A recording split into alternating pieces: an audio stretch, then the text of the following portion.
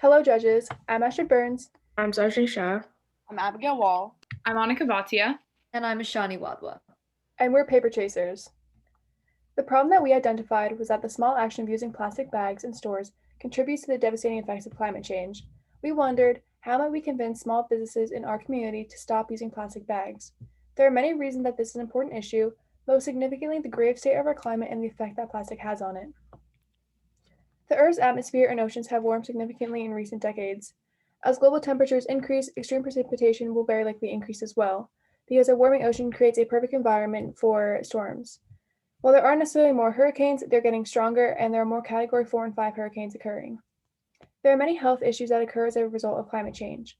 Some of these effects are the development of respiratory allergies and the worsening of allergies for those who already have them, infectious diseases carried by vectors, an increased risk of epidemics, the safety of food and water supplies being endangered, and there could be extreme flooding and hurricanes.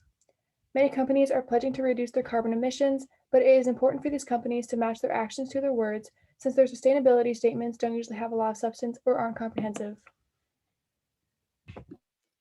It takes many years for plastic to decompose, causing it to build up in landfills really quickly. It takes about 20 years for plastic bags to decompose, around 450 years for things like plastic cups. When it decomposes, toxic substances are released into the soil, and if the plastic is burned, the toxic substances are then released into the air, which is one of the many contributing factors to air pollution. When not properly disposed of, plastic can potentially pose a serious threat to both human and animal health. Animals like fishes and turtles encounter a lot of plastic in the ocean. They often mistake it for food and eat it, which blocks their digestive system.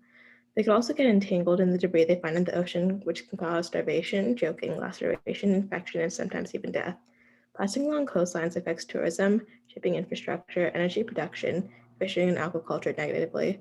This decreases the benefits from tourism and causes some coastal areas to face many economic losses.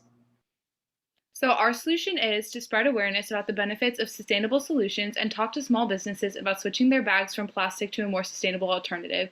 And we hope our users will be small businesses in Summit, New Jersey, the same town as our school.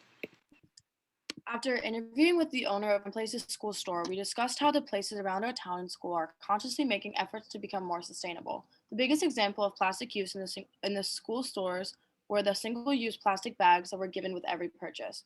This school year, Mrs. Kathy Nunick switched the paper bags, as well as motivating students to not unnecessarily use bags in general. The paper costs $31.45 per 100 units, and the plastic costs $20.42 per 1,000 units, or 100 units for around $2.04. This means that there is a 1,441.67 increase in price. However, with the end of plastic bag use and the sole use of paper bags in the store, there is a large decrease of waste now that there are no plastic bags. Another creative example of sustainability in the school store are the examples of the clothing used from recycled clothing and items. The League Reclaim Recycle Tee and Polar Fleece headbands are the newest items that were released, and the two items cost $20 and $18. So I went to downtown Summit and interviewed the manager of West Elm, a furniture store, and I found out that for the full year of 2020, the company reported that their net revenue grew 7.2% to $5.7 billion from $5.3 billion a year ago because of their recent switch from plastic to paper bags full-time. I also found out that they conducted a survey in May of 2020 around the height of COVID, where the results show that the majority of the people who responded prefer the use of paper bags for their reusability. And because of this reusability, there's a greater reusability for bags equals a greater profit intake on their handheld items. Sustainable alternatives would provide environmental stability while also introducing new methods of managing businesses. Some commonly found strategies used in local shops are as follows.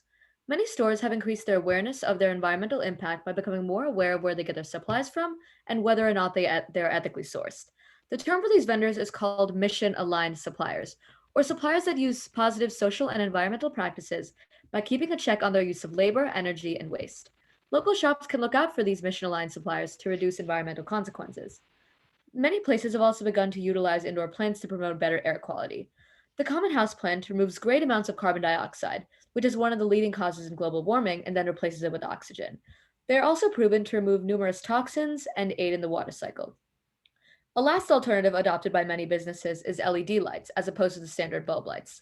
LEDs use 30 times less energy and emit less carbon dioxide than incandescent and fluorescent bulbs, while simultaneously increasing and reducing the carbon footprint on companies?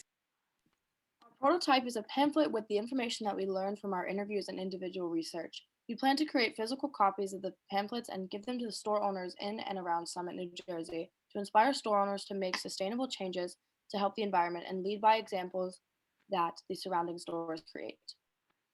Thank you.